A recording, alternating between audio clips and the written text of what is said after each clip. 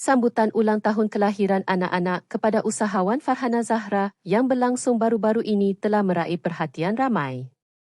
Menerusi perkongsian di media, Farhana berkongsi suasana meriah ketika majlis sambutan tersebut yang meraihkan 3 orang puterinya. Menurut Farhana, pada tahun ini kos perbelanjaan untuk menyambut hari istimewa anak-anaknya itu menelan RM1,5 juta. Maafkan Mama, tahun ini tiada hadiah mewah. RM1,5 juta sahaja Mama habiskan untuk hari lahir kali ini. Tambah Farhana, pada tahun ini anak-anaknya hanya menginginkan permainan daripada jenama Pop Mart yang terkenal dengan koleksi patung mini berkonsepkan blind box. Justeru, dia memilih untuk memberikan wang tunai sebanyak RM100,000 untuk setiap anak-anaknya. Tahun ini jimat, sebab anak tak nak kereta. Mereka nak Pop Mart J1 lori untuk hadiah hari lahir.